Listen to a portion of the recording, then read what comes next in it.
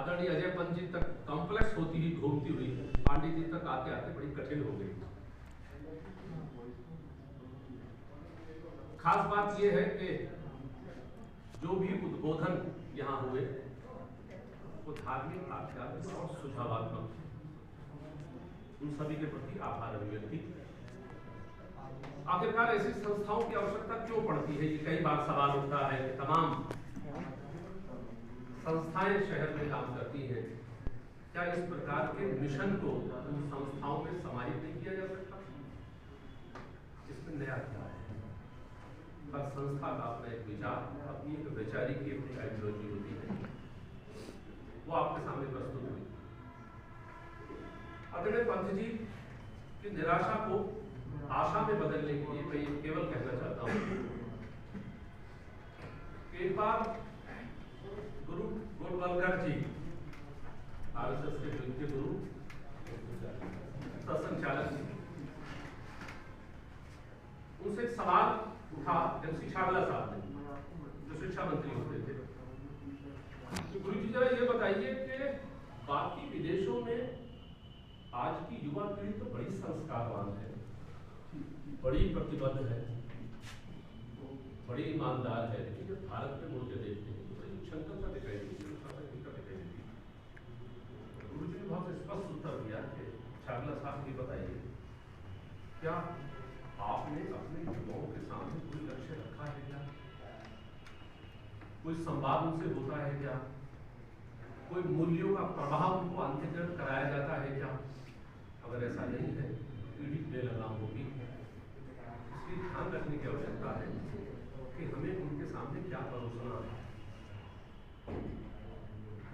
इस बात से आप इनकार नहीं कर सकते कि देश की आजादी के बाद जो आइकन थे उनका क्षरण हुआ, वो चाहे विवेकानंद रहे हो, गांधी रहे हो, अम्बेडकर रहे हो, ये सारी समितियां उस प्रकार के क्षरण को रोकने का प्रयास ही नहीं है, उस आध्यात्मिक क्रांति और वर्तमान की भौतिक संस्कृति के बीच में सेतु बनाने की बात है। प्रगति, हमारे यहाँ किताब है सोशियो कल्चरल डायनामिक्स, संस्कृति हमेशा पेंडुलम की भांति घूमती रहती है। विवेकानंद के समय की आध्यात्मिक क्रांति वर्तमान की इंद्रिय सुख में बदला। इंद्रियों का सुख से तात्पर्य भौतिक संस्कृति में लिप्तता। और आप देख रहे होंगे अमेरिका भौतिक संस्कृति, भोग विलास की संस्कृति के उस पिनैकल पर पहुंच गया जहां लौटने की जरूरत होती, वहां समाप्त होने के अलावा कुछ नहीं। भारत अखंड भारत है जो आत्मा के परमात्मा में मिलन की बात करता है, आदमी में ईश्वर ढूंढने की बात करता है, समाज के आखिरी छोर पर रहने वाले व्यक्ति को दरिद्र नारायण की बात करता है, उसके उद्धार की बात करता है। कोई भी संस्कृति, खासतौर पर भौतिक संस्कृति को अगर आध्यात्मिक संस्कृति का सहारा नहीं मिलता तो संस्कृति बेलगाम होने का खतरा आप देख रहे हो।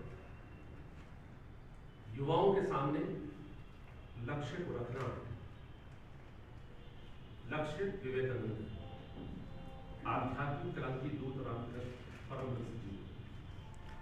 परमहंस जी वो जो पत्नी को भी मां का स्वरूप देते हैं। उनसे पूछा गया कि आप पत्नी को क्या समझते हो?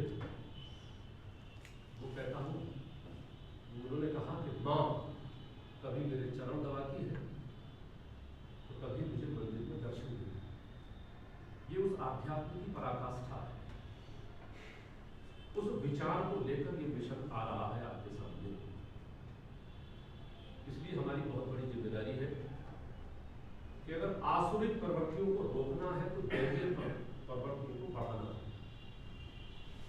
पेंडुलम है, अगर बेईमानी को रोकना है तो उसके पढ़ने को आपको बराबर लाना है तो ईमानदारी के पढ़ने को बढ़ाना है।